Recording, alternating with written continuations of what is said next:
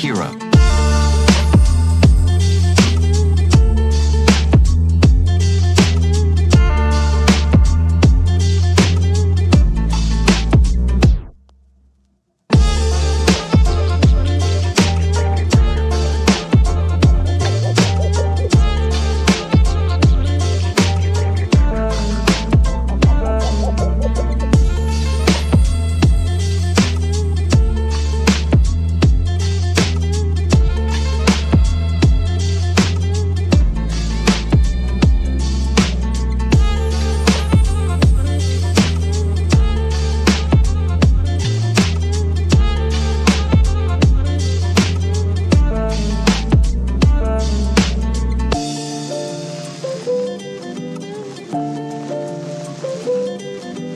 Have you any hobbies? My hobbies are fast cars and fast women. Hobbies are healthy. They teach you things.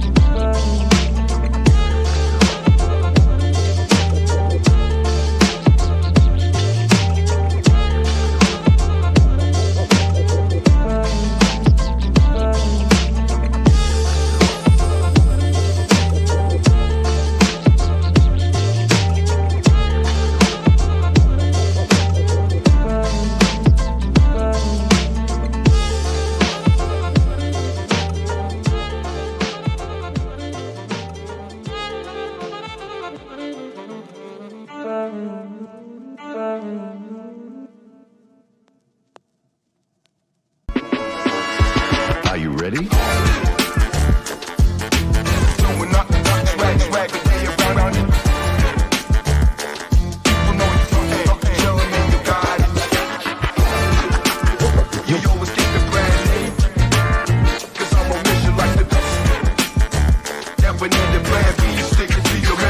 Are you ready? And away we go. It's the latest and greatest edition of Around the UFL. Zach coming back in the driver's seat once again after a week off and a little extra sleep to help with the outside of ATU stuff. But that's okay. We are back. It's a brand new day. It's a brand new week. Week 8 is past, and we are now apparently locked in for what is lying ahead on the road to the UFL Championship and UFL Championship series of games coming up for the playoffs. We'll talk much more on that and many other things from Week 8 momentarily. But before we do that, as of course, guys, welcome aboard and welcoming in, of course, our panel of guests for this week, and more will be joining, by the way. We are just getting things started on this busy Monday night or Monday afternoon, wherever you are at here watching Around the UFL. On the right side of me, of course, is the insider himself from UFL Newsroom. It is the man with all the details. It is James Larson. James, how you doing, man? Another week in the books, another Michigan game in the books. Star-studded affair as well over there in Ford Field. Yeah, well, hey, for this show, I guess as Thorne put it, call us the Memphis Showboats because our attendance is lacking when it comes to our panel today. But no, doing well. Excited to be on the show as always. And yeah, it was a fun weekend over there in Michigan. You know, a couple of stars there. You know, we might have to get into those details a little bit later in this show about what was all going on with a certain quarterback that may have won 7 Super Bowls there and a former coach that may have beat him in one of those Super Bowls. I mean, it was kind of interesting to see John DeFilippo talking with Tom Brady on the sidelines. I was not expecting that on my UFL bingo card, let me tell you. No, that was quite the surprise to see on screen, and certainly added to the fanfare for what was a pretty decently packed crowd by Michigan standards to end their home game stretch for the season. And below me, and of course, one of the guys, the man with the roster details, it is Nick Thorne with quite the set this week. I see those wonderful paintings there. Get some Star Wars vibes going on there. Yeah. Is this any of the implications with this? Is this UFO related or just great paintings? They're Lego, but besides that, it's just a new background. Home from from college. But yeah, no, I'm excited to be here this weekend. Obviously, a lot of playoff implications with it. And it sets up a very interesting last 2 weeks of the season, at least for people like me who are, looking at these rosters. We're going to probably see a lot more of the back end of rosters as teams either are saving guys, for the playoffs as they've clinched now, or it's like, okay, well, our season's over. Let's give the young guys a chance. So, it sets up for a very interesting couple of weeks that I'm excited to, dive into. Yes, absolutely. Lots of new conversation we're going to be having, and a bit more of the just, I guess, breaking down what's going to happen with the top end of this entire league now that we do have, like we mentioned, coming in. Both conference championship games are locked in. That was a possibility coming into this past weekend. We did discuss, it was discussed, I imagine, last week while I was here, that the USFL championship was, of course, locked in already. XFL championship could have been locked in by the end of the weekend. Some of us had debated if that was going to be a possibility. There was a good contingent of us, even on our own Discord, wondering if we would be seeing an extra week of possibly having at least two of these teams, and DC and San Antonio, it seemed in particular, were the fan favorites going into next week, is still being kind of up in the air. But certain circumstances went and fell their way one way or another. And here we are. Now it's, as you mentioned there, Nick, and as you guys have been talking, roster management now comes down to a key. And here's the thing. Yes, there is still a little bit to play for. St. Louis and San Antonio are technically playing for home field advantage. I know it was brought up this weekend that while the number one seed is up in the USFL conference, just to clarify, there is no home field advantage being played for anymore. It is Birmingham, no matter what, that we will be seeing those two teams playing in due to scheduling conflicts. Thoughts so far? I mean, St. Louis and San Antonio, I imagine, definitely still is worth playing for. Would be nice to have, no matter what, a 30+ thousand attendance crowd if you're the Battlehawks to at least run behind if you're going to play the Brahmas one more time. Yeah, I think for those teams that are in the playoffs, obviously you're still playing to win, but I think you're going to just be more cautious with guys who are kind of like, they can go, but they're not 100% healthy. You're not risking those kinds of guys. It might mean an AJ McCarron might not play next week, even if he's like, getting back to close to healthy. Those sorts of decisions, and especially with how many Wilkins played this week, they can still win with the backup, but in general, I think those teams, it's going to be less significant. It's really going to be the teams that are eliminated that I think you're going to see some really hectic moving around as they are starting to prepare for next year. And also, like, you look at like a Birmingham, they always play their guys. They've never sat guys. They've had, at this point, I think every year, week 10, they've had everything locked up. So, and they've always played their starters. So I think that's going to continue for this season. I don't see them. Maybe they start Corral, but that would be about it. Mm-hmm. Yeah. Yeah, I mean, I'd say it's a little disappointing that the league is not having any playoff implications other than home field advantage for St. Louis and San Antonio. Now, for us Springfield junkies, we're still going to watch this football. We're still going to love it. We're still going to look at the storylines, and just like Thorne was talking about, look, I mean, these final couple of weeks are going to be so important for anyone on the DC Defenders, the Memphis Showboats, the Arlington Renegades, and the Houston Roughnecks, teams that were all eliminated either week 6, week 7, or week 8. So, to be knocked out of the playoffs that early on in just a 10-game season, disappointing for these teams. And you would have to expect, and look, I mean, I think there are some teams that are going to be a little bit too stubborn and stick with some of the same guys next year. But you'd have to imagine that some of these teams are going to be making certain changes. There's no way that look, and I don't want to call anybody out specifically, but there are some players I'm watching this season that it's just like, there is no way that they can be on a roster again next year. Just no shot. No shot. So we'll see how that all plays out. I think that'll be a fun storyline to watch this offseason, right? Because people are like, spring football, oh, what's going to happen in the offseason? There's going to be a ton going on in the offseason. Not only are there going to be so many cuts, releases, signings, all sorts of movement from these leagues, but from these teams in the UFL, we're also going to see a lot of guys go from the UFL to the NFL. So plenty of stuff coming up, and I'm personally excited to see who's going to step up to the challenge these last couple of weeks and prove that they still deserve a roster spot.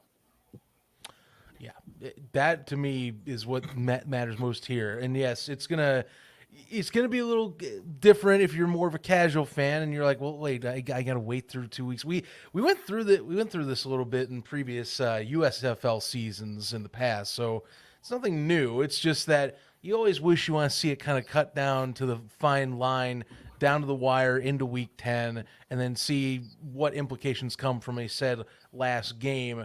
And it is what it is. You know, you can't make everything perfect. Yes, the ideal scenario, at least for the XFL conference, was more likely to be the one that was chaotic, and yet, kind of toss your hands up. It's all you can do. So just gotta make some exciting football. I know that, like, you guys are probably thinking there's going to be people, the usual ratings discussion folks, they're going to be waiting with bated breath to see if these things get good or bad ratings due to little implication on that, of course. And it's why I still bring up the home field advantage, at least in the XFL conference, because that still does matter a little bit because you do have some say in there. Because I do see some folks in the chat already going, wait a minute, did you say that the Stallions technically have home field? Yes, they do. There's a scheduling conflict at Ford Field, so even if Michigan somehow miraculously did rally off 2 wins and Birmingham somehow were to lose out, they're still going to play at Protective Stadium. So no matter what, that is a lock. It does not. The seed does not really matter at that point either way. So that's why I bring it up. And it kind of, again, 2 games out, it would have been very unlikely. But still, it kind of brings that up. Slightly unfortunate since I know I definitely have to travel to Birmingham now. Right, so, you're stuck. I mean, it's still fun, but you're kind of. Oh yeah, I know. I love Birmingham, man. After being there a couple weeks ago, I'm excited to go back. But more so after all the travel I've done this year, it's like, oh boy, here we go, another trip. But hey, that's why we love it. It's spring football. I wish I could swap in for you. I haven't been able to even go. It feels wrong for me to have a year not being down in Central Alabama for once, and I'm not going to be able to check that quote off this year. So hurts me. Nick, what are you doing? Is that a cat? You just. Hey, Nick's filling in for Ducky here. We got no Ducky, no Appa, so Nick's got his own. Cat can't. I gotta also say nothing for the rest of this episode now. Oh no! Listen, our attendance is already down in the dumps. I don't have popcorn. Sorry. Don't do nothing. We already have Memphis Showboats attendance. We don't want to be Memphis Showboats defense now, doing nothing. Oh, low blows. Get Nick in this show. Instead of popcorn, he's munching on cheese puffs. Got to be different, Got to be just little tendencies that are a little bit different. Yeah.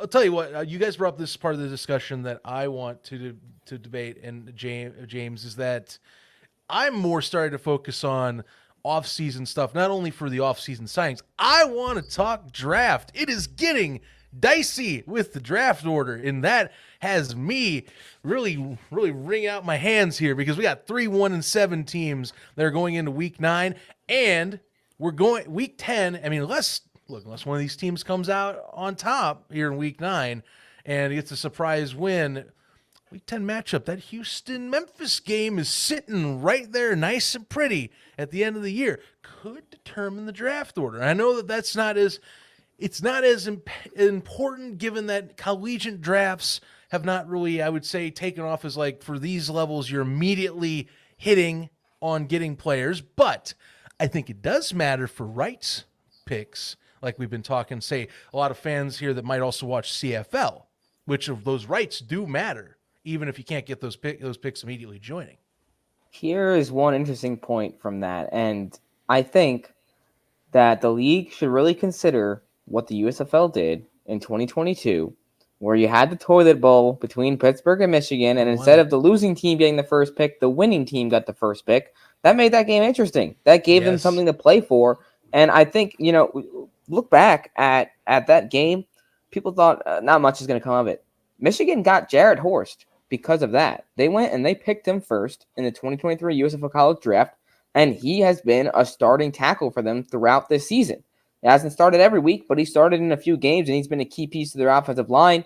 He's had an up-and-down season, but he's still been a key player on that offensive line for Tim Holt and the Michigan Panthers. So something to keep in mind. I mean, I think, you want to try to make things exciting. That game is a primetime game on Fox between 2 teams that are likely going to be 1-8 at that point, at best 2-7. So either way, got to get some eyeballs, and I think it'd be a fun storyline. The rule of cool. I think with that, the interesting conversation with all of these types of things, and it's going to come in here now that teams are eliminated with like tanking and that sort of thing. But like, normally I'd be like, yeah, there's not really advantage. Play your low starters or, the guy who's been your third string quarterback this whole season, whatever.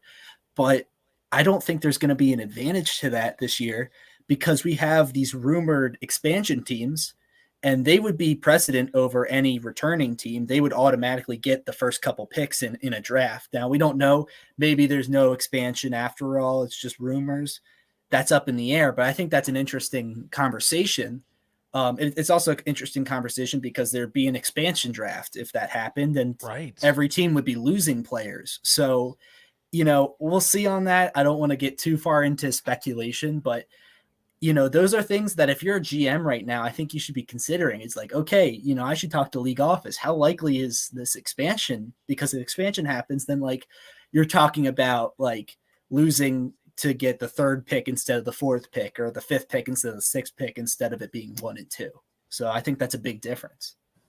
That's a great point. I mean, it is. Yeah. With expansion looking more and more likely, and again, I'm not going to come out and say that it is going to happen because I don't want to get quoted yet. Things so fluid. But look, I mean, there's not just me, but there's quite a few people talking about this and the way we could see more teams next season, given how the whole merger process went down and what the government wants to see and all that. Yeah, what do you do if you're a general manager and you already, for one, know that you want to move on from certain pieces, and then two, you're like, well, shoot, I've got to make sure I can still protect the guys that I still want on this team next year, and three, are my good players going to end up going to the NFL or get on another team? So it's like this is going to be a really chaotic offseason. I'm excited for all the news that's going to come down, but I want all the viewers to know that the UFL season does not end after the championship. Like, there's going to be a lot between these next several months, between now and then January and February when the thing kicks off again. Freaking USFL off seasons have taught me just like it's almost you wait bated breath every step of the way until you are in that like January, February portion of the year where your guys are going to be coming back, or you're at least seeing some of the folks that maybe didn't fully get to work it out in the NFL that do get to make that jump and come back after they realize, okay, now I've exercised my NFL options, or now I've exercised my next level options, and I can now look back at the UFL. That's what is interesting. It's almost like a bunch of anxious, like a lot of anxious feeling in a way, but not saying bad. It's really more in a good way because you're kind of just you're hoping the guys come back. You want to see if some new guys could work out. A lot of uncertainty, but it's fun. It's kind of a fun and uncertainty in some ways, depending on how things work. And I'll tell you, Nick, the expansion portion of this, and if you aren't going to speculate, I will later when the ref comes on or when we do it later this week, because it is fascinating. Like, the Friday Night Lights thing that's coming up. Again, more possible games. I didn't get to really talk about it last week on here, but I did talk previous shows. It's a big deal. If they really are lining this thing up, you're going to possibly see either some rights from teams you would think move around, or, if anything, some of those guys that go to the NFL, which, trust me, will have that long list of guys like we have the last 2 years.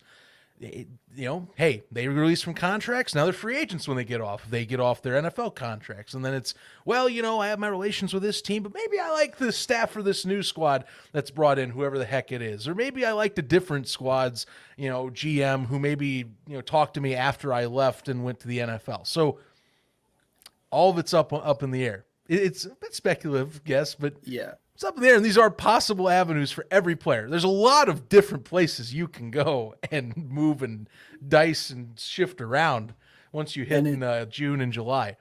Yeah, and it's a thing that I kind of realized this weekend that, like, we have not really had a normal offseason with any of these teams, because the USFL, going from year 1 to 2, had to deal with the XFL, and they lost as much as they gained in that offseason. Mm-hmm. They had to deal with that whole issue. And then it's like, well, okay, but we'll get a normal XFL and USFL offseason. Nope, they're merging now. So then that offseason's wiped. And they're like, well, they're merged. So surely this offseason is going to be normal, and maybe they're expanding. So, You know, it's just never. It's gonna be The world is years spring before football. we see It's never I mean, easy. before we see just like a normal okay, same team start that end it, and they just have like a normal template for what an off season looks like. They're just never gonna get to it. There's gonna Yeah, be and weird quirks all the time. USFL free agency feels so long ago at this point. Like that was such a fun couple of months there where Yeah. process had all started, but most of that was for naught because most of those guys ended up not even making the teams. And yeah, it's crazy how that all played out. But Yeah. anyways, UFL, man, it's spring Yeah, I know. football. Well, we still got 2 weeks left. That's the thing. Yeah. We're talking. That's what's why gonna be I'm set like- for the Wild. I don't want to get derailed because this is its own 2-hour podcast talking about, who do you protect? When does it happen? Because if it happens during the training camp, do you protect a player who might go to the NFL? There's so many contingents here you can I'll wrap this part up with this statement, and I've talked to some personnel around the league. You can probably guess which teams just based on what I'm about to say, but they expect to get cracking pretty quickly in the offseason. So I would say keep an eye on certain organizations that aren't doing too hot because there will be some movement once the season comes to an end. Yeah, we say you haven't even talked about possible personnel. There's more. I mean, there's much more. I'll hit the brakes too before I throw it down a second rabbit hole, and we all have to dive around there. Because look, we had some storylines from this past week. Don't mean to lean right into my squad, but big one, and always got to bring up star player losses. Wes Hill's going down, non-contact injury, out for the year. It's a damn shame. It's really is the thing. Early on, first quarter, and credit, Michigan's got firepower, but like it's funny, Michigan's already kind of dealing and kind of changing out for positions that have already been from injury. They're trying to figure out quarterback discussion, which we can definitely talk about here, because I think we were talking pre-show. Very fascinating what they're going to be doing leading up to their championship game going down to Birmingham. But West going down, harsh go. Good news is Matt Colburn been on the rise consistently this back half of the season. Yeah, look, I mean, got the news today, which I think most of us saw it coming, that West would be at least injured for a while. But yeah, he's done. He won't be able to make it back this year, which is a tough blow. I mean, 277 yards, 5 rushing touchdowns. I thought he really started to find his groove lately, too. He had that 3-touchdown game against Memphis back in Week 5, which really lifted them to a pivotal Week 5 win that started this whole winning streak for them. They've won 4 straight now, dating back to that game.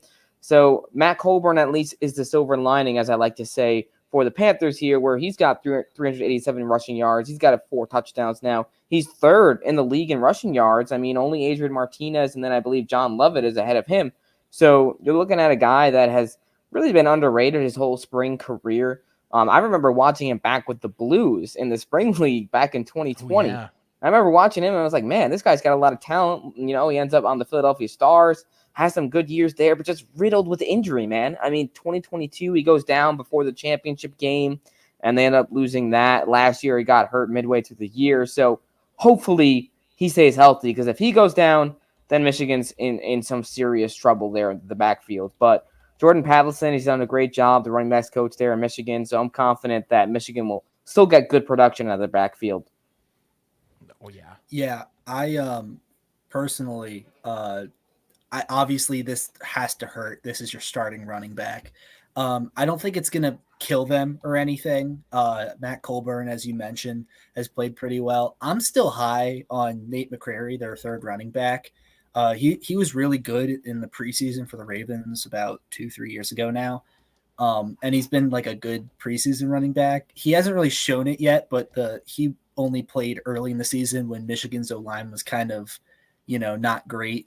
So we'll see on what he looks like for the last, next couple weeks before the playoffs. But he's a guy who I felt was always interesting, really young. I think he's only like 24, I think, off the top of my head, out of Saginaw Valley State. So that's someone I'd keep an eye on. I don't know what people are doing for fantasy. That might be a flyer type addition if championships are in the next couple of weeks. But, it stings no matter what, losing your top running back.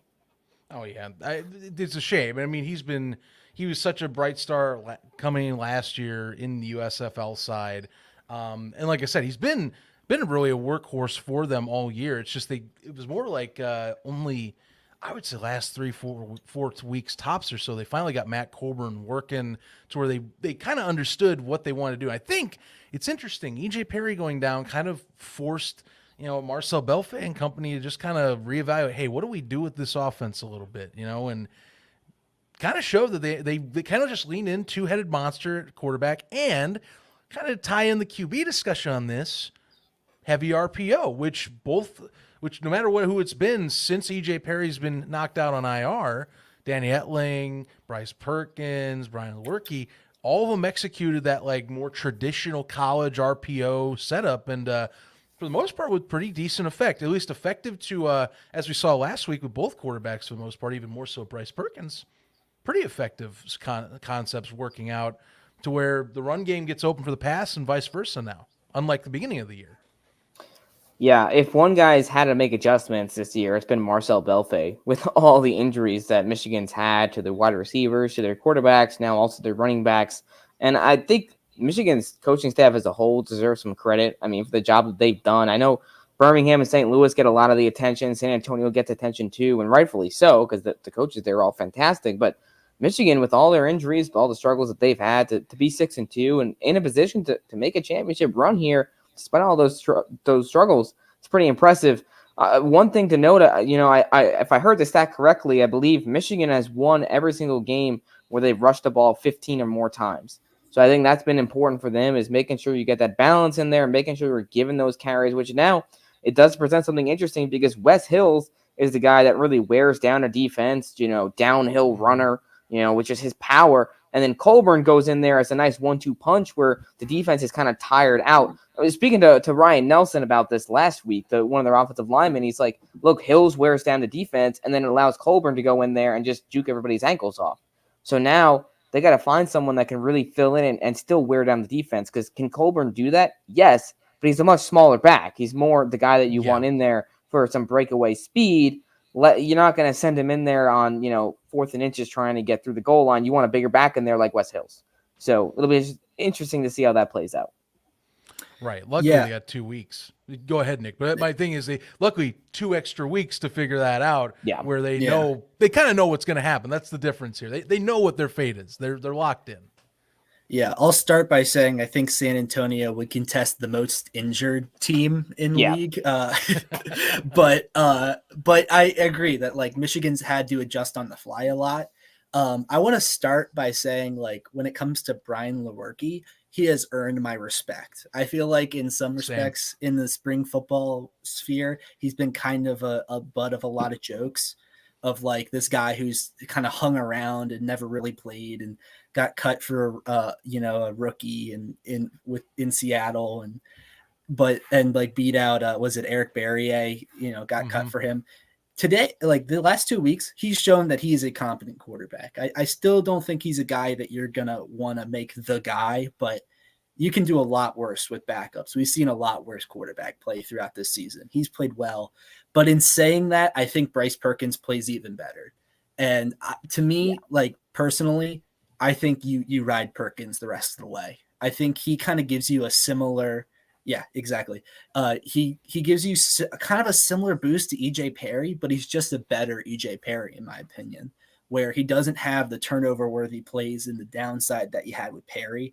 It's clear that like, okay, this is a guy who's started. Oh wow, Eric Berrier is starting or playing in a preseason game in the CFL. Mm-hmm. Good for him. But but anyway, there's so many guys that went to the CFL. If you're watching preseason, you're seeing a bunch of USFL and XFL guys all over the place. But getting back to my point, you can tell that this is a guy who's started an NFL game, and like why an NFL team and why someone like Sean McVay would be like, I'm comfortable starting this guy in a professional setting, even if it's not under ideal circumstances. So for me, it's like, he gives you a floor that Perry didn't, but he still has that upside of, he's athletic. He has good arm strength. To me, he's a guy who, if you give him 2-3 weeks, there's a chance he could be like one of the best quarterbacks in this league. Like he could be up in that conversation. It's too early to say right now, but he has that kind of potential. And I like Etling. I think Etling's a starting caliber quarterback, but I think there's more upside to Perkins' play personally.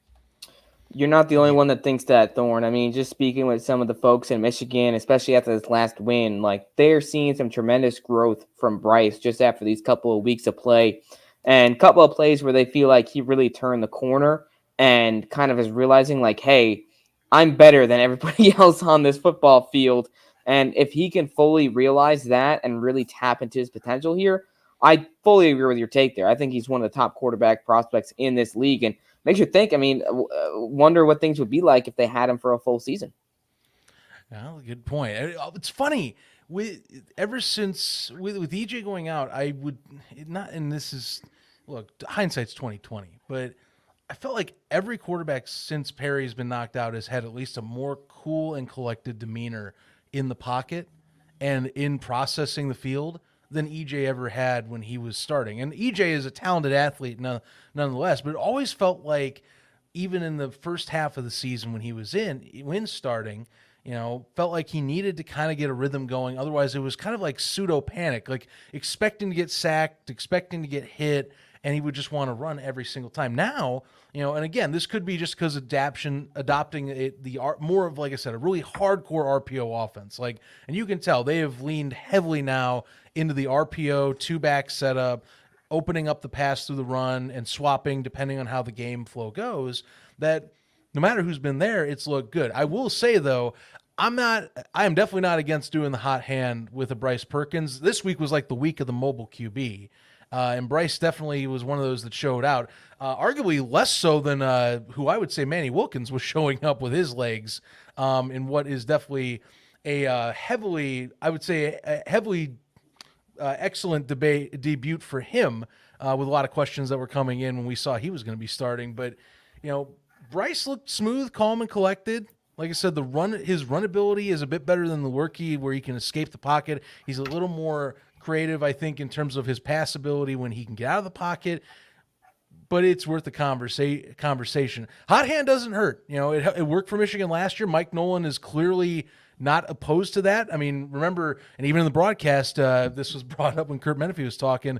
Josh Love started 9 of 10 games last year for the Panthers, and they made that swap at the end of the year. And credit, that team was 4-6 at the end of the season. Like, let's not remove that fact. But he and that squad, no matter who's there, even though it's different offense coordinator, they're not opposed to riding the hot hand if it benefits the team overall.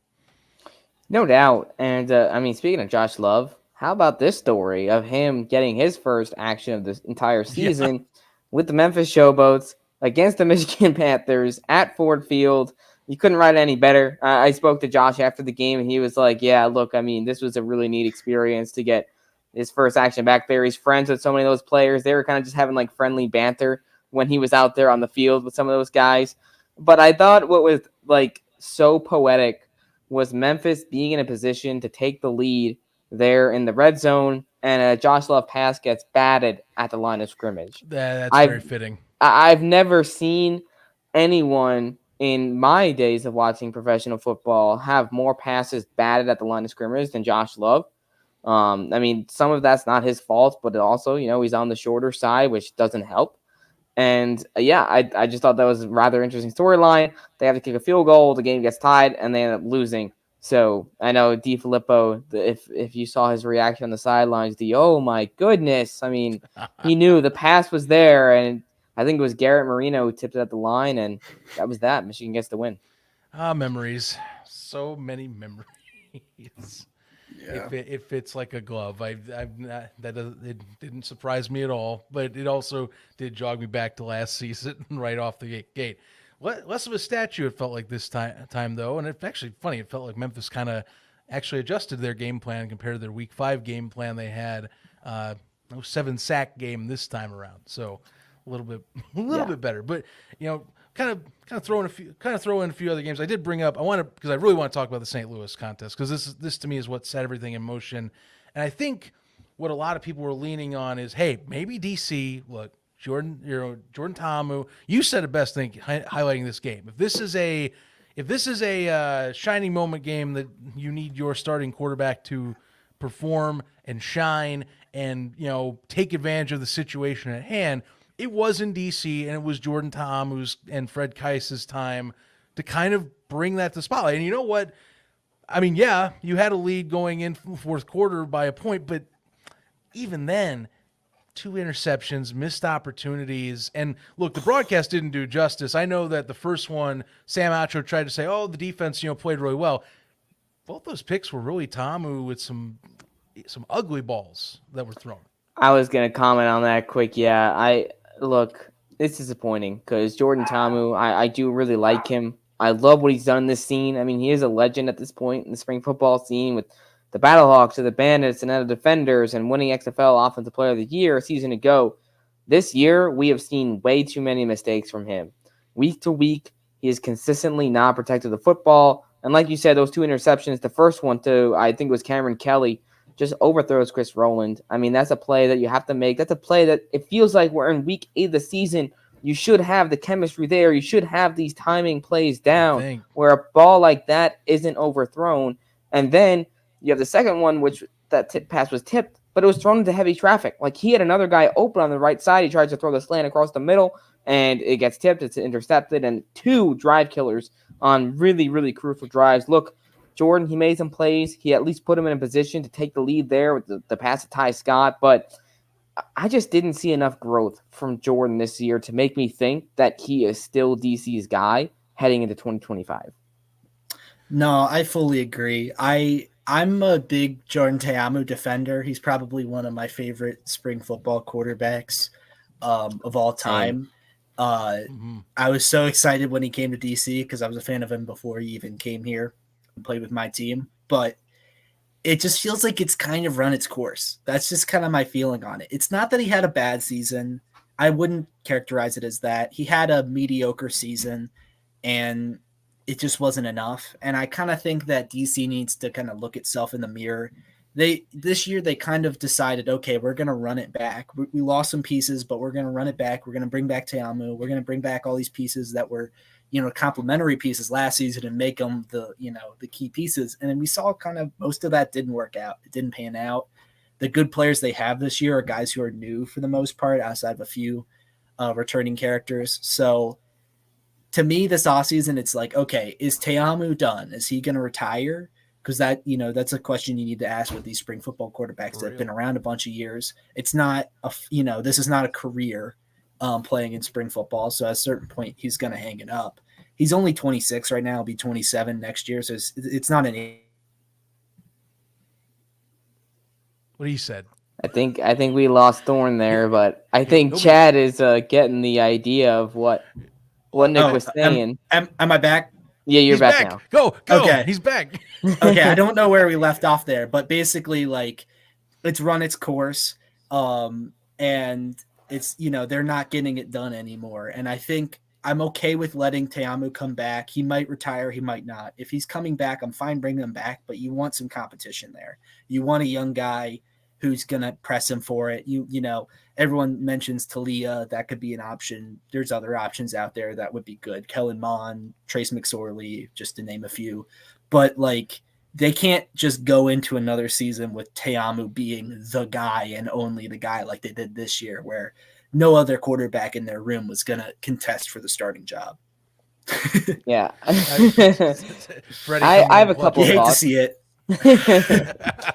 I have a couple of thoughts. Yeah, Thorne, I'm with you. And for one, I think in the next couple of weeks, DC really, like you said, look in the mirror and reevaluate who they have. I think they should absolutely give a week to Jalen McClendon, maybe even give Mike DeLillo a chance. I know Mike just recently signed, so I don't know if he'll be up to par with the playbook, but you got to give somebody a chance to at least see who else you have on this roster, right?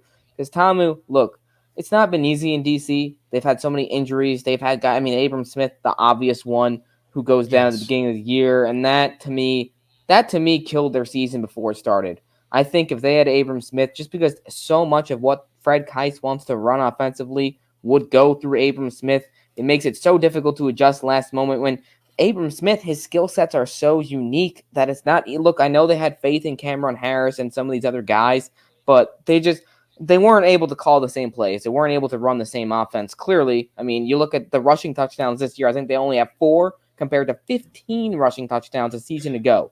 Like, not even close in that category. But yeah, overall, look, DC, we can make excuses for them with the injuries, but they just played a St. Louis team that was missing AJ McCarron, Ja'Cour Pearson, and Marcel Aidman. I don't want to hear about Kelvin Armin going down and some of these other guys going down. DC still has talent, and they ultimately just didn't get it done. And look, lack of execution on their part. And again, I think it boils down to Jordan Ta'amu. Look, we've seen this before with Tampa Bay. We've seen it before just in these spring leagues. He hasn't been able to step up when he doesn't have support. Like when the team needs him most, I feel like he's just so close, but not there.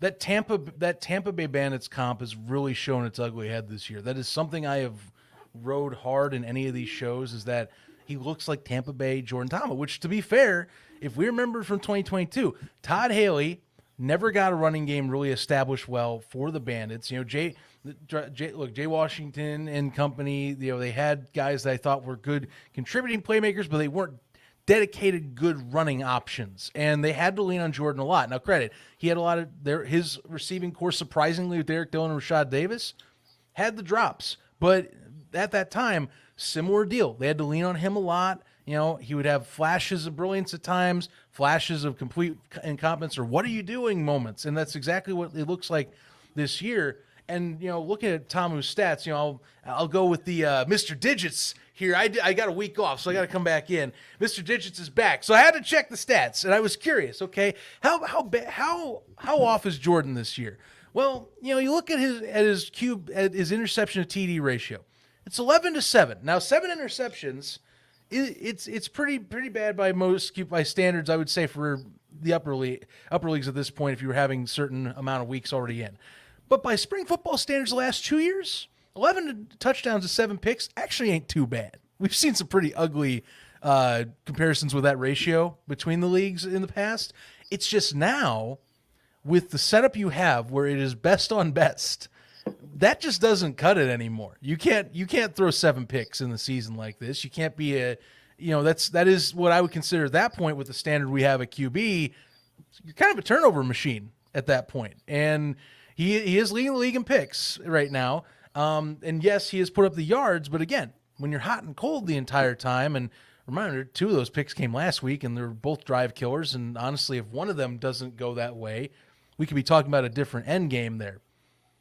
But that is how it is. It's just been that type of season, you know. And again, level of plays up more. You just can't have as many mistakes. There's too many good guys now in this league that we're not seeing as many dumb turnovers or miscues as we were last year. As we've talked about it all year. This is arguably, you know, we're pushing 2020 levels of good quality play where you just have to be on your A game every week. That's just not going to cut it.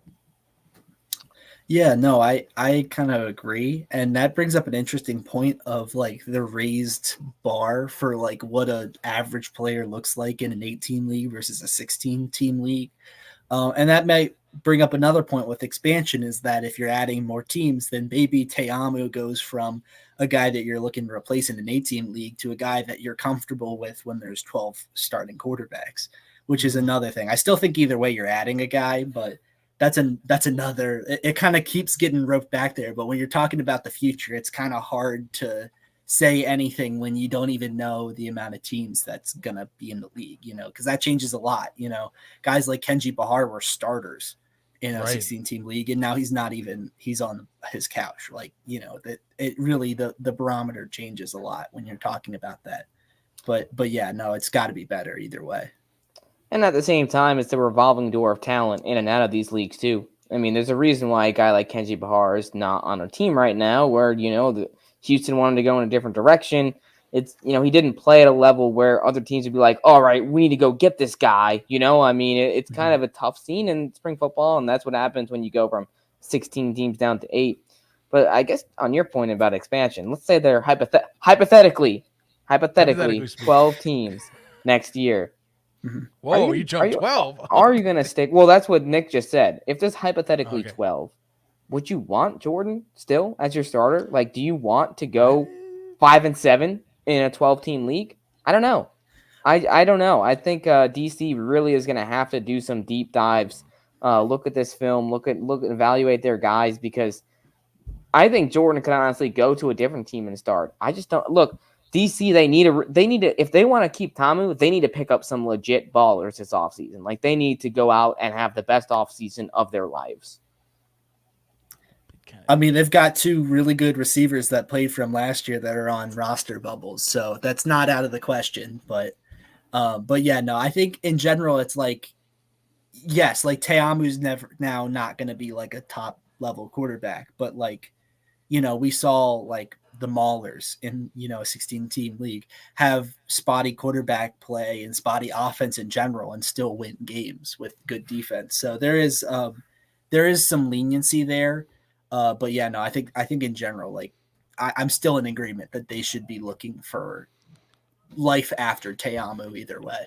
I would love to be a fly on the wall with Von Hutchins and Reggie Barlow on something to discuss with us. And credit these, he could get another opportunity right away and go back to an NFL camp, and then we can talk from there. And it makes it, a little easier, I think, to debate on if you want to, go in, or if it's the easier split is if he goes to an NFL camp, you can go, well, we had to look for someone, because otherwise, like, yeah, that's, do you want to ride that train? Like, say you get an Abram Smith back, if he's, him most likely would be available in that case, given no film this year and would need to rehab. I mean, do you try and ride that train again where you go, well, it worked last time. Now we just, that duo worked. We just need to stay healthy. And then we find receivers that we can get chemistry with, which has been a problem all year. I mean, Kelvin Harmon being knocked out didn't help going in, but it's something to debate as well. And I think also, I see the chat bring up like DiNucci and a few others, if we're talking like expansion or even just trying to be aggressive. Like,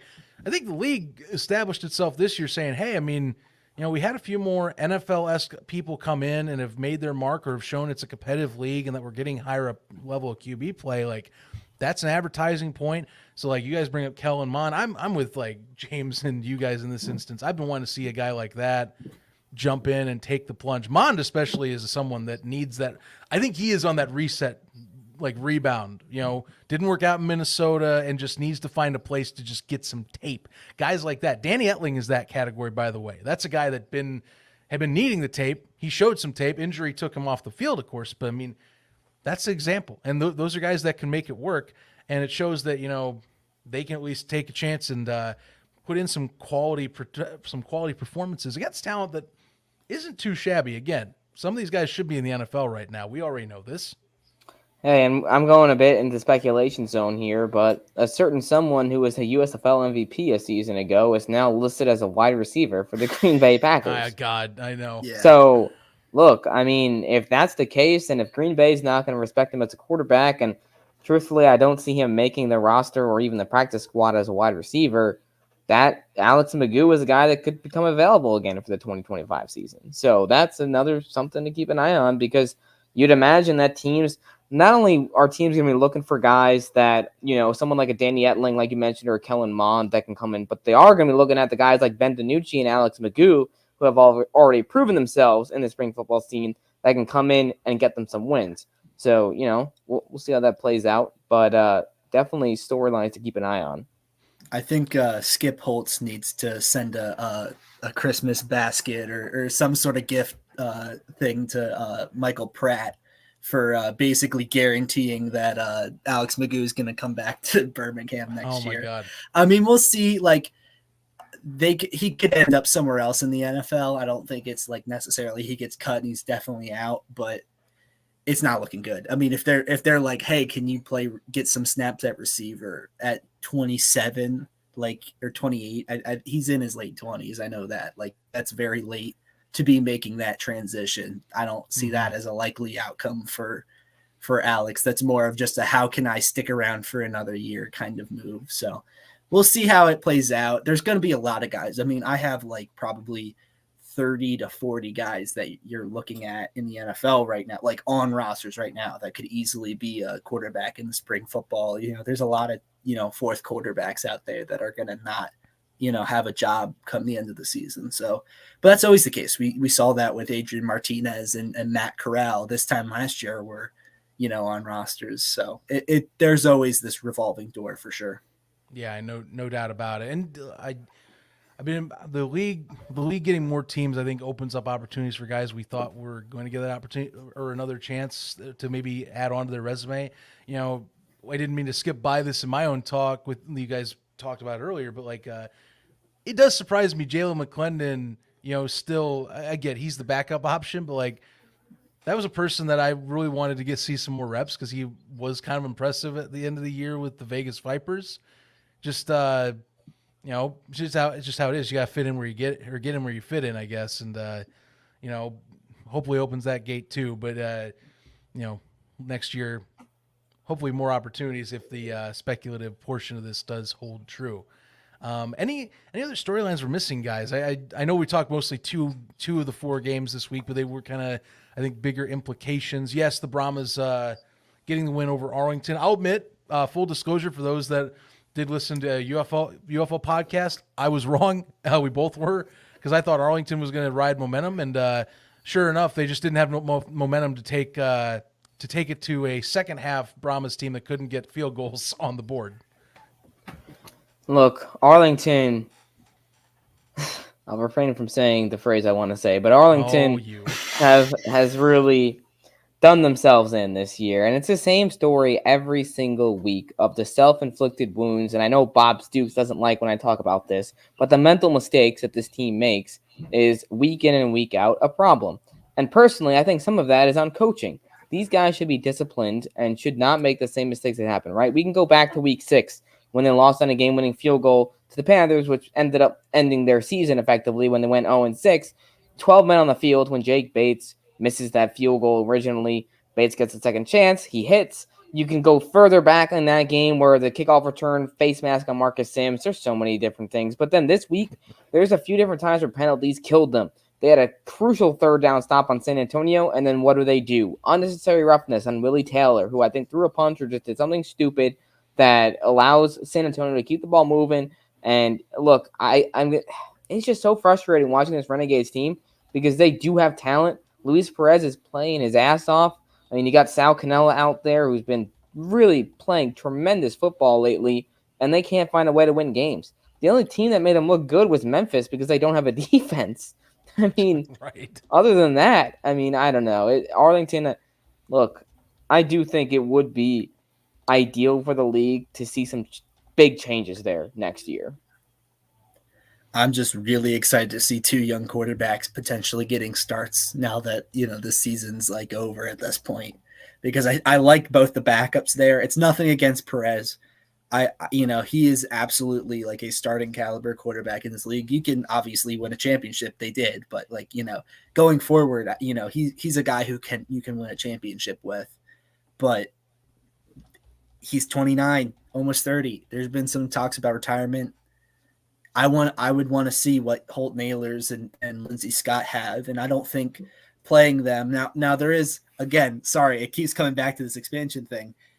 Do you risk playing your players if you think that there's going to be an expansion draft where teams can potentially poach your young quarterback, or you'll have to like spend a spot protecting him over, you know, your good offensive lineman or whatever? That's its own conversation. I don't think really teams are thinking about that, though. I would just play them so they get playing time, and you kind of get a feel for what works, what doesn't, and if they're, you know, potentially guys that you see in your future. Those are questions you got to ask because Perez is not going to be around for much longer at this point. So that's, to me, the only real question in Arlington going forward for these last 2 weeks. Right. The season's lost 2 now by far. And look, they keep, for me, like when you're talking about with the QBs at hand, like look, they keep messing with Lindsey Scott with these like third down gadget plays that they like messing with. Chuck Long apparently just loves these, and they sometimes work. They usually don't, by the way. They sometimes work, but it makes it enough to where I'm like, you know, I agree with some people who are like, okay, screw it. It's the end of the year. Sure, let him get some reps. Why not? You know, like let him get in and get a series or 2 down. Because the thing is, you know, depending on what Bob Stoops does at the end of the year, I mean, it's not like we've heard anything, but, you know, coaches have been volatile with these leagues in the past, specifically USFL, of course, just to be preference. But, I mean, if that same crew is sticking around, you know, which would you want to be the guy to fire Bob Stoops at the league level? Let's keep that in mind, even with the year it's been. it's not like you're talking. It's not hard to start evaluating at this moment for a guy like Lindsey who hasn't had as much tape, so you wouldn't think he's going to go NFL level yet, but you could still keep in contact and say, hey, say Louise is looking like he's possibly, if not definitely out the door, or he gets one more shot at his NFL shot, doesn't work like he's maybe hinted at, and then kind of goes on his way to his after football life. Let him be ready to go. Let him get absorbed into the system more so that next year, like we've talked about with extra seasons, great. Year 2, the plan going into camp now. Now you just got to get the chemistry down and get down with your guys that are going to be with you for specialty players and your linemen. And there you go. There's no waiting around. There's no, now we hit camp and now we got to hit the ground. No, you know what the system is. Now it's just about who your guys around you are. That's what that I agree with you both, is that this is that time, especially Arlington, with a guy like Lindsey Scott who has a ton of hype around him coming into the year and has kind of been, Holton, number one even pick. Holton Alders as well. Both of them exactly. Why might as well take that shot then. And that to me is like if Arlington went out and picked him up with the number 1 pick in the dispersal draft. If you knew, and it seems like they knew heading into the season that they still wanted Perez to be the main guy back there, why did you pick up Scott with that when you could have picked up a different offensive playmaker? You've hardly used Lindsey all year. You've given him a few snaps here and there, those gadget plays like you talked about, Zach. So it's like that to me, just like you could have had Ja'Cour Pearson. You could have had somebody else that would have made an impact there on the offense. That could have been another weapon.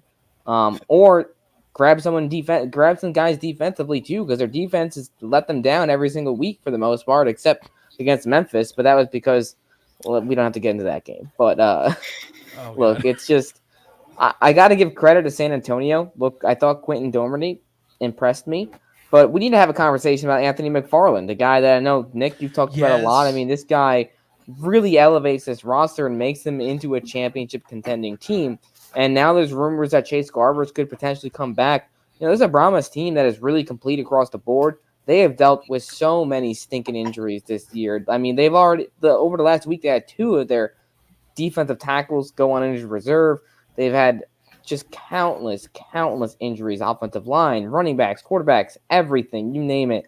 Kickers. I mean, literally every single position, essentially, they've dealt with problems and injuries and guys in and out of the rotation. So hats off to Wade Phillips, that coaching staff, AJ Smith, Will Reed, general manager Mark Lillibridge, always bringing in talent, guys that are NFL caliber. And San Antonio now, look, they're not being talked about enough. I think they can go on a deep run. It's just a matter of what Doherty are you going to get. If Garbers can't come back and your guy is Quentin Doherty, who are you going to get? Are you going to get first half Quentin Doherty or second half Quentin Doherty? I mean, that's a big storyline. Yeah, and expanding on that, first off, I just checked 9 guys on IR right now. That's not including a few guys who've returned like Alex Millette. So it's not pretty for them. And I'm going to talk about my guy, Anthony McFarland. I've been high on him since the preseason. I think 4.2 speed at running back, it was like 4.3, high 4.3, is something you don't see in spring football. Like, that's not typical. Well, he's not a rail either. He's bulky and built. That's the thing. Kind of, yeah. To me, like, he reminds me a lot of like this kind of style of running back that's kind of come into vogue last season. Guys like Keaton Mitchell, guys like Jahmyr Gibbs. This kind of guy who's a little skinnier, a little smaller, a guy who would have traditionally, he's only, I think, 5'11", 190, 195. That's a guy that the NFL 5-10 years ago would have been, that's a receiving back. That's Darren Sproles. Sproles is smaller, but like that kind of prototype. And they don't do that anymore. They're like, these are 3-down players because the NFL's lighter now. We can use their speed. And I think McFarland fits right into that profile. And I think he's a guy that obviously at this level with a team that knows how to use them like San Antonio, you can see there's fireworks. You just need to manufacture touches in space and he will make guys miss.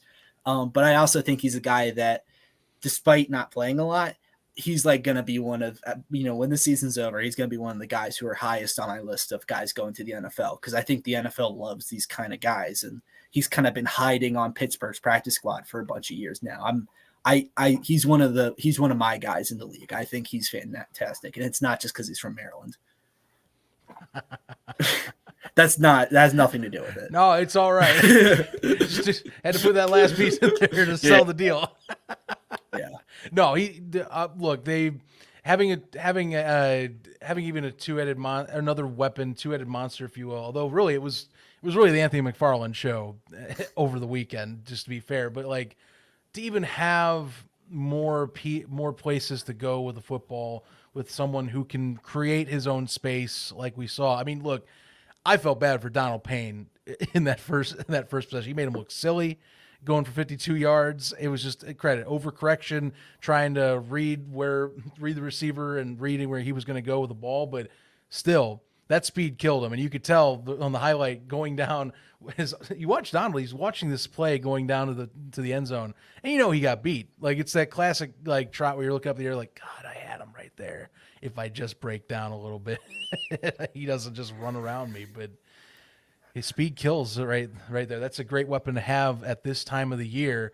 Also at this juncture this week of the year when, yes, I mean, not going to be playing for you're going to be playing for your home field advantage. And, you do got to get through Birmingham, and sure, they don't have anything to play for, but Skip's not going to, and company aren't just going to let them just waltz through or let them just get a win on them on the road. Be a hard week this week for them. Got to get all you can. I think final game that we didn't really discuss that I thought had some interesting storylines was Houston-Birmingham, where, look, I mean, Nolan Henderson, Nick, I know that's a guy that you've talked about too. He comes in, he makes some plays. I know he was kind of a little banged up in that game, which is why we saw a little bit more Reed Sinet in that second half, but I thought Houston played a pretty dang good game. I think it's just a matter of, look, the Roughnecks, they did almost everything right, and it's still not enough. I mean, Birmingham is just way too good. They're just not on the same tier. I thought, given what we've seen from both these teams this season, the Roughnecks did an impressive job of keeping it close. As much as I talk about Curtis Johnson or CJ Johnson and some of the mistakes he's made coaching-wise, I thought he did a pretty good job managing a situation between his quarterbacks and what you had to do. And look, this is a team where you've dealt with injuries this year. Kirk Merritt goes down early. Jared Garantano goes down early. Mark Thompson wasn't healthy the first few weeks, and Thompson still isn't fully healthy. So Houston, there's a lot of issues there, but they've at least shown some signs of improvement over the last couple of weeks, even throughout these losses. Can they just get out of their own way is the biggest question. Yeah, I think when it comes to Nolan Henderson, there's an interesting conversation to have there. I'm not as high as I thought I was going to be on Nolan Henderson after this week. I know a lot of people are like, oh, they got to, play him.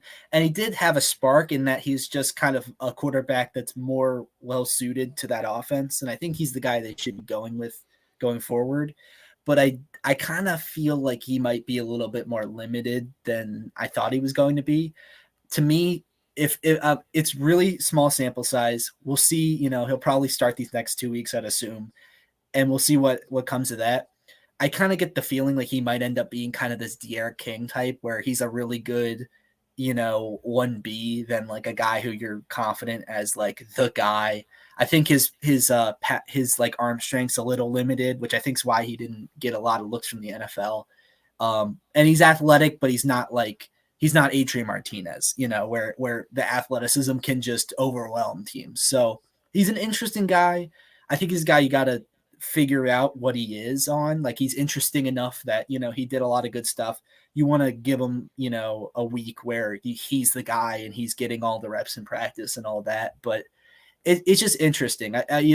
With Houston, like they need something to go right. So like, I don't want to dunk on Nolan Henderson too hard. They need a win, even if it's, a guy who like might be their guy next year. But to me, he kind of reminds me of Kenji Bahar, that's actually where it's like a guy who comes in really late in the season and he's played well. He played better than the guys who were in him, in before, like a Clayton Thorson in Bahar's case. But how much is it going to be Bahar where it's like, okay, he doesn't really develop past that point where he's always a guy who you can win games with, but not because of. that's interesting to see. But he did show flashes, and in general, Houston just shot themselves in the foot too much for them to win. It's just a team where their margin of error is so small. With like they have to win a very specific kind of game, and if it doesn't happen, it doesn't happen. And this week, it just wasn't quite enough, even with Birmingham not playing their most perfect game. And that's the thing, right? Where Birmingham still put up 35 points, even though it felt like they left a lot on the table. I think that's the biggest difference between these teams, where we talk about the offseason changes that need to be made for some of these organizations. Houston played one of their best games of the year. Birmingham played one of their more mediocre games of the year. And Birmingham still puts up 35 points. They still control the game for the most part. Houston's going to have to make some changes if they really, really want to be competitive next year. Because this Houston team is a team that, they can scrap for 2 wins this year. But is that what you want again in 2025? Absolutely The not. fan base doesn't want that. I can tell you that. Yeah. Those poor guys have gotten ripped off. They'll petition for anything. 5-0 in 2020 to 7-3 with Wade Phillips last year to now a Gamblers team that didn't sniff the playoffs and now isn't sniffing the playoffs once again. So it's tough. It's tough to be a Roughnecks fan, but hey, they're still out there. They're still showing up for their team, and looking forward to seeing hopefully some attendance numbers staying consistent the rest of the year, despite some of these games not meeting a whole lot in the grand scheme of things. Yeah, I would say home finale 12-0. Rough them up. Rough 'em up, baby. It would have been hilarious if he The jumped math is in. mathing. Oh, he came in. Yeah. Oh, geez. Good times. All right, I know. gents, I know we have the power rankings there. We kind of already covered. It's a little weird with just the 3 of us. Look, Zach, I don't think anybody else has shown up today after all. So, what a shame. It's really, guys. I don't know what's going on, but look, it's okay, man. We got the big hitters here. It's fine. Yeah, 100%. Oh, wow. Hey, I love it. I love it. Getting me hyped up. If they could be here and defend themselves, but they're not. So Yeah, now it's take time that, to take ref. pot shots. So I'll get my fix of ref 12-0. Although it's not as common these days. Again, I wonder why. keep coming. The preseason games keep coming in, as I have to reference. But it is what it is. We got power rankings to talk about, and I don't know, not much. Honestly, not really crazy changes that I'm aware of. I don't think there's any changes from last week. This is a pretty chalk week where like not a lot of teams played that off of what they normally do. Like you look at this was the same rankings that came into this week, and you look at it and you're like, yeah, that's about, if you were to rank just this week's play, it would be about this roughly. So, maybe you'd flip a few teams, but I don't see any, there was nothing crazy this week that would make me go, oh, this team's absolutely better than that team now all of a sudden. We kind of know what teams are at this point, this deep in the season.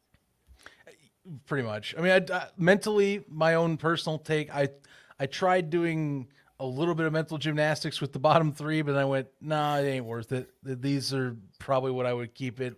Even with the results this week, like, yeah, I don't buy any one of them are really ahead of the other in any regard still. So I don't know. It kind of just ties into the whole the rest of the 1-6 squad, or 1-7 squads, I guess, going into the end of the season. It's just there's little separations here or there. Funny enough, each one has beaten the other, or at least one of those bottom 3 for the year. That's their only win. Go figure.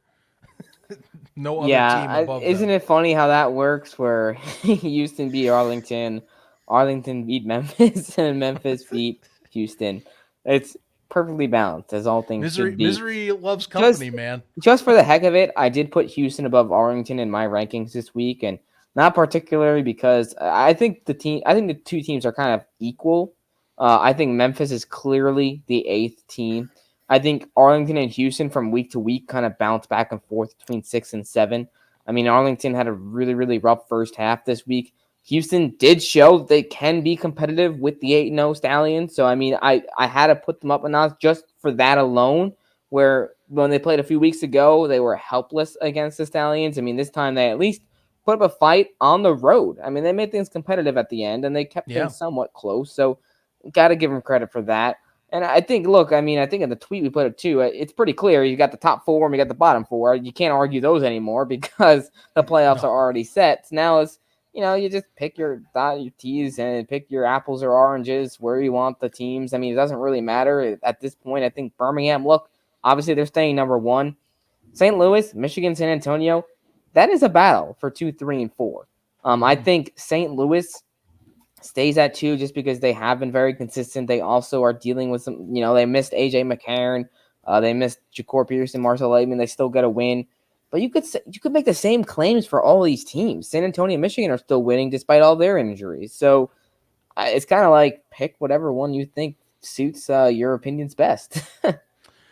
Yeah, a little bit of a toss. But I mean, we already had on our own account, we already had someone bring up we're starting in that territory of direct competition wins, where like even some people, Brahmas fans, going, well, we got that win over Michigan. I'm like, true, but like keep in mind, for those who've seen power rankings, and I'm a power rankings junkie when it comes to the NFL season, direct wins don't always matter depending on the time of the year. It varies. Like, yeah, they can matter in the week, but like even with ours, like, yes, that was a few weeks back. Reminder, the QB situation's changed. Reminder, honestly, the offensive play calling has changed a ton for Michigan. They look much better than they did against that matchup against the Brahmas than they did previously. And also keep in mind too, San Antonio has been, I mean, I'll be honest with you, they've gotten wins. They're getting wins down.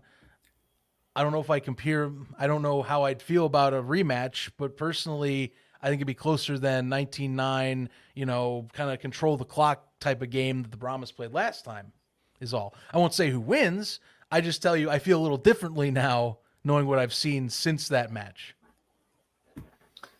Yeah, I think it can go either way because we've seen Michigan make improvements. We also have seen San Antonio make some improvements since then as well. So I think for these 3 teams, it's a matter of, can you put all the pieces together to get past Birmingham? That's ultimately what it's going to come down to, right? True. Which one of these teams is going to play complete football these final couple of weeks, get into the playoffs, and continue building that momentum? Because all 3 of them, St. Louis has been on a roll, Michigan's been on a roll, San Antonio is kind of getting their mojo back with Anthony McFarland rejoining. They've at least gotten a couple of pieces back, like Savion Patton is back on the defensive line. They've got Delonte Scott isn't injured anymore. So can you keep that positive momentum moving forward? I will say, look, it's unfortunate that the playoffs are kind of already set, but these playoffs are going to be really damn competitive. Like, these could be some of the best playoff games we've ever seen in the spring football scene. It should be fun. It's already been like many have compared it to the closest, if not at that 2020 XFL threshold as we've gotten this year with competitive play. The playoffs should be very entertaining with time. And I think that is the silver lining, if we're kind of wrapping that discussion up, is that, yes, you do get that, you have to play 2 extra weeks. But if the teams coming into the last week know what's coming up, you hope that they get their best of the best to come in for these championship games, June 8th and 9th.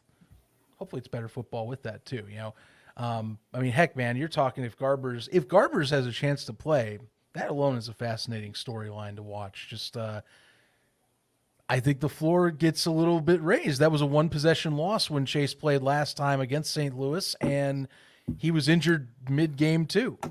Something to keep in mind. If he's truly healthy and full go, what does that rematch look like? I want to see it.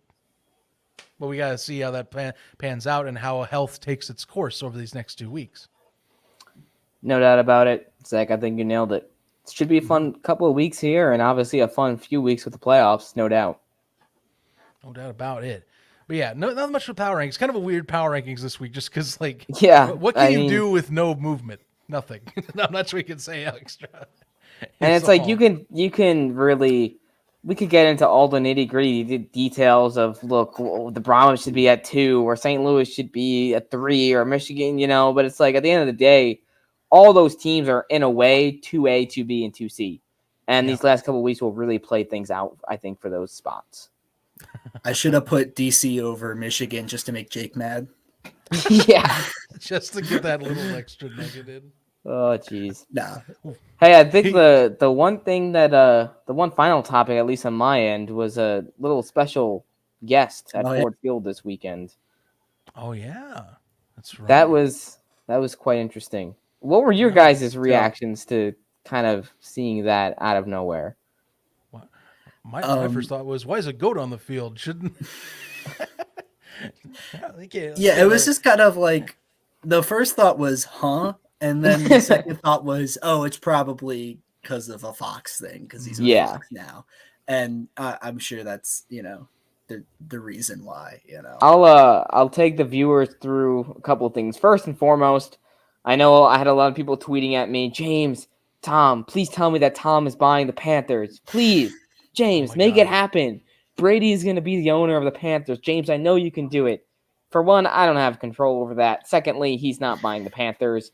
He's obviously joining the Fox broadcast team. They gave him a big deal. And the reason he was there was Mike Pereira was there and Kevin Burkhardt was there. So Tom was just doing a run-through practice commentary of what he'll be doing during the NFL season. Makes sense. Get him a couple Very of runs nice. here on UFL games.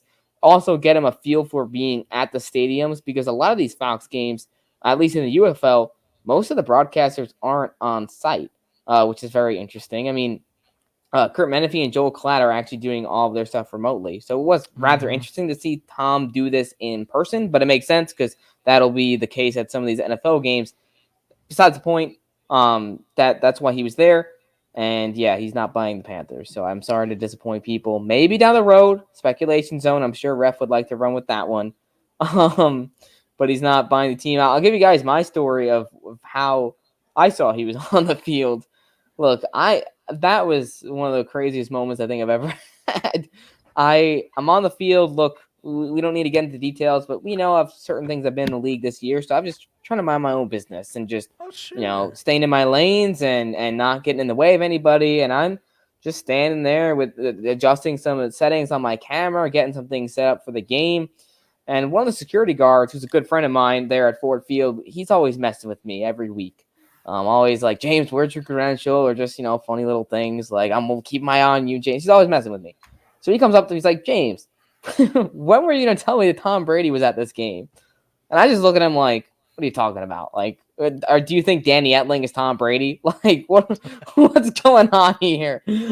And then I look past him and I see freaking Tom Brady looking right at us. I'm just like, holy crap. That was quite the experience. And yes, Tom Brady was there. I got 10 feet away. They unfortunately wouldn't let us talk to him, which makes sense. Well, yeah. But yeah, they wouldn't even let us take pictures. Every time I put my camera up, he had a few security guards around him. They would like physically step in the way to make sure I couldn't get a shot. I did get one shot though of him looking right at me, so that was cool. But anyways, yeah, I won't forget that anytime soon. I'll tell you that. Man, I thought for sure that security guard was screwing with me. What a moment.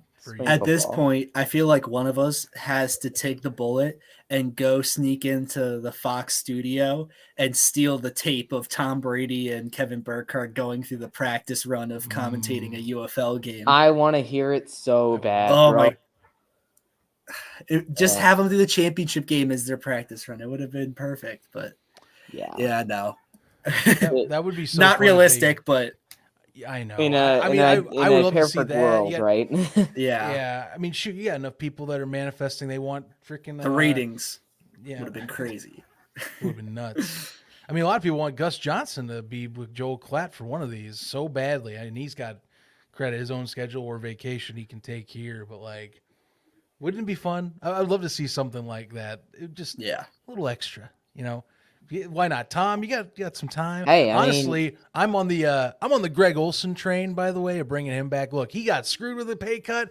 Bring him on into the UFL. Let's get him back in and getting some more appearances. Get a little more paycheck from Fox and adds on to their repertoire of continuing to have some great UFL coverage because they do provide the better coverage. I'm going to hold on that stance. You can find me in the parking lot. I'm going to be holding on that. I got fisticuffs on that angle every day of the week. So, yeah, that's okay. I don't mind who it is. I got brawling mentality when it comes to talking broadcast quality. There, I will die on a hill. For Zach, certain Fox I quality. got a little more speculation zone for you if you want to bring this up with the ref. But hey, I mean, we're talking about expansion. More games means you need more commentators. So Come on, Greg. Hey. Come back home. Come back home, Greg. buddy.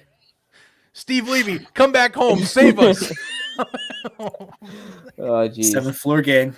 Yeah, but Saturday was a perfect example of just you never know what's going to happen next in spring football. Never in my life would I have imagined that the first spot that I would see Tom freaking Brady is at a Week 8 meaningless game between the Memphis Showboats and the Michigan Panthers. Not what was on my bingo card, no doubt. Save that for your bar trivia. Yeah. Did you? Did you know? I don't drink. Did you know? Did you know football instead of did you know gaming? Yeah. Yeah, there you go. Anything else we missed? Otherwise, it's about to be a point session, guys. Which I'll be honest, I'm going to be very generous with points today. I was going to say, I'm up the score now. Yeah.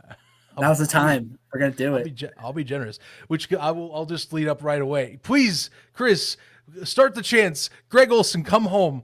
Be where you need to be. Come back to where you got your start.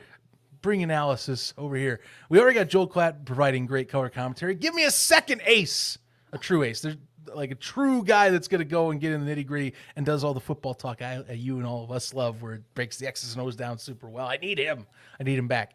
But points wise, everyone gets 15 points as a base. I'm not joking. I'm going to be generous this show. I'm back and had a kick-ass show, gentlemen. I think it was a good one. We all get 15. Nick, you can even give I don't know if your cat's name. You can give him 15. Raven. Well. Raven? Hey, that makes sense. Oh, that makes a lot of sense. Yeah. 15 points to Raven. We got another cat on the board. Yeah. Throw it on there. Not related to the team, weirdly enough, but there you go. Okay, all right. I didn't know that. Fun say facts. Maryland, you say Raven. Okay. It's fine. 15 points for everyone who showed up on screen today. James, give you extra five here on some of the speculation/insight here. So 20 total this week for you, sir. You get to walk home with.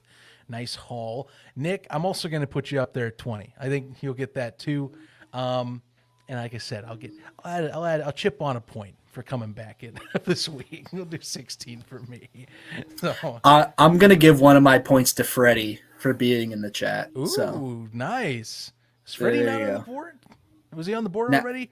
I don't think so. I think it was just it was a hijack who hijacked the point. The guy, yeah. Oh my God, we have our second chat point of the year. Hijack's on there. Freddie's on there now. Congrats, Freddie. You've joined some great company on the PFN points rankings. Whatever the points go towards, we will find something. It's funny, we say this every week and we still haven't picked what we're going to actually do. It'll be the debut of 2025 around the UFL. Guys, we're still trying to figure out what the points mean, but trust the tally's still rolling. We definitely know what they mean. There's definitely a plan. MLFB stock? Hey. MLFB stock, man. That might be whose line is it anyway? Level points don't matter. Where everything is mostly correct, and the points definitely don't matter.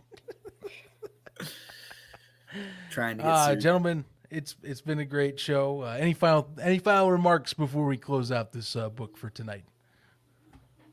Nope. I think I'm set. I'm just going to keep thinking about the fact that Tom Brady looked my direction. Wow. You're going to daydream about that all week. It's going to be like, Tom, I wish we could have got that interview. Oh, man. You're my next What's your goal, thoughts Tom. on Case Cookus? They shook hands, man. Yes. I did see that they did talk, yeah. And then proceeds, rough go for him this year. Just needed some magic. All right. He did throw a big touchdown after shaking Tom Brady's hand. True, so I will say First that. Possession? First play. Yeah. One handshake equals one good play. He should have shook his hand a few more times, I think. Yeah. I love it, Chris. Maybe he didn't. There's a chance, you know? If I can just come back next year, maybe I won't get hit so much. He's gonna have to have his offensive lineman shake old Yes. Patriots offensive lineman's hands. That's what you're gonna have to He's do. asking in the locker room, did you get to meet Tom? Please, did you meet Tom? I beg you. My ribs will thank you, sir. And you, and you, and you. Not you. I hate you. You may give me hit the most this year. Looking at you, Jaron Jones. Whoa. Jaron Jones. That was a glitch in the system. Darren Pollard. USFL all team my ass. That's the sad thing. You could name like 3 offensive linemen there, and it would all be correct. That's brutal. Oh God! I think it's time to get out of here. Yeah, that's a wrap there. Follow us at Around the UFL, by the way, for all the latest UFL podcast coming up later this week. We'll get you all set for week 9 as well. And for both those shows, Nick's already beaten me to the punch. Hey, I think you should be host of this part, but you already know. Hey, see that subscribe button down there. It's whatever you shade it as on your computer. Builds morale. Red, black. Yes, click the bell, hit the subscribe button. It builds morale, not only for you, but for us too. We all get a boost in morale with the new subs that join in on the UFL podcast and our own PFN channels, by the way, at UFL Newsroom on social, at PF Newsroom on social, and pfnewsroom.com for all the latest UFL coverage and other variety football coverage when we go here or there. We're putting new articles and updates every week for you guys on there. James knows he's heading up the efforts and is the main editor on the webpage for us right now. And he's got that crew revving like a freaking V8 there running down the drag strip. So plenty of content you don't want to miss out. And we're going to be keeping the thing flowing very well, especially off season's going to be nuts. You think we're just talking about it's crazy. Imagine the write-ups we're going to have. That's crazy. I know Nick's chomping at the bit for the roster talk that he wants in one of these articles at some point. Look at him. He's holding back. God, I need a computer. Type it in. Give me something. Hour and a half in. We're delirious. It's over. I'm Zach Kyleman. Nick Thorne's below me. This is James Larson. Catch us next week, 6 p.m. Eastern, 3 p.m. Pacific time, live on this channel. You guys have been great in the chat. Keep providing us great commentary. And we'll see you next time. Arlington still sucks. Yay!